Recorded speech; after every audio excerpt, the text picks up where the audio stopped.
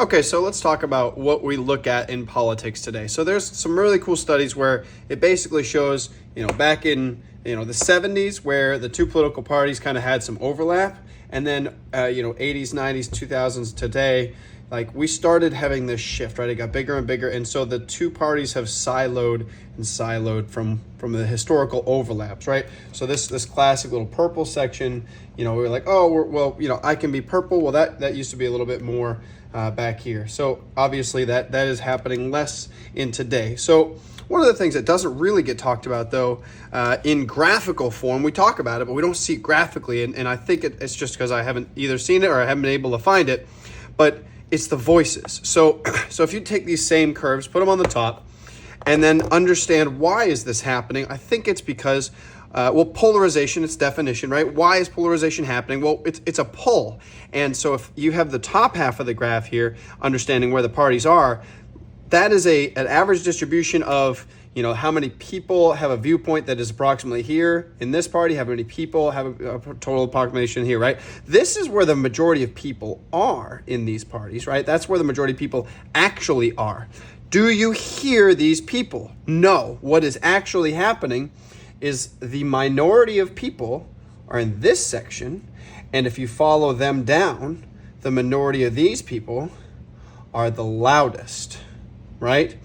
And that's what's here and happening now is we've turned these voices, the voices of the fewer people of opinions, to be the most influential,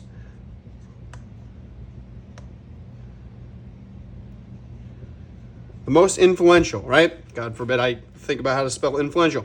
So the most influential voices are going to be here at the end, but they're actually not the population. So what's happening here is while these curves probably didn't exist to the level that they existed back then, right, pre-social media and whatnot, now as our voice amplification occurs and you get attracted by social media and Twitters and everything to say, well, why is this showing up in my feed? Oh, well, I want to watch this lib get destroyed by this guy, or this guy get, demolished by this, or all these clickbaity things.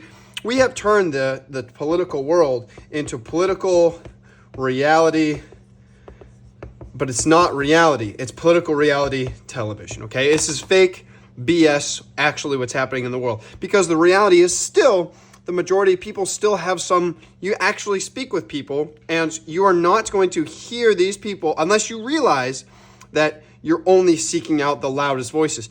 The majority of people are truly just normal people, but your experience is with the loudest. Every time you get onto a social media platform or into if you go to a meeting in a city council or whatever, you're just hearing the loudest voices. So of course, we're ripping our country in half. Of course, you're screaming on this side, you're screaming on this side.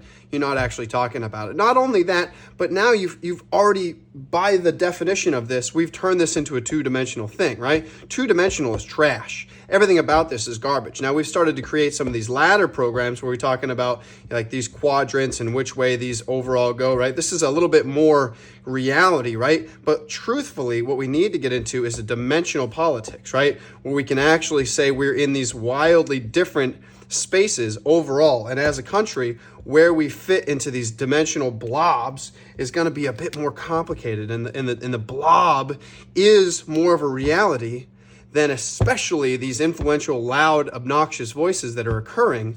And that's where we need to start moving into. And really, essentially, the arguably best way to do that would be the elimination of these two, right? First past the post, first past post.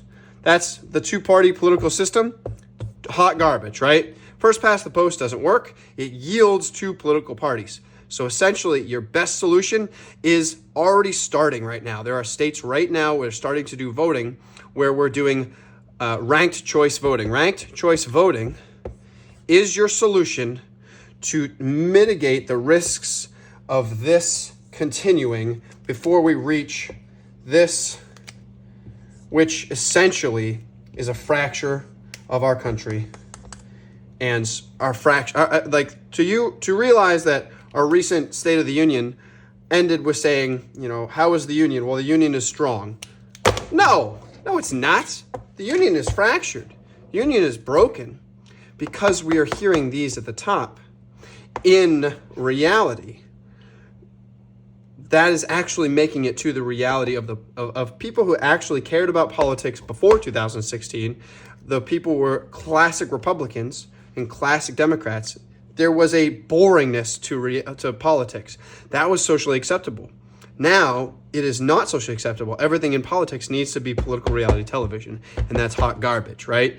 Part of the solution to that would be ranked choice voting and elimination of the two-party system.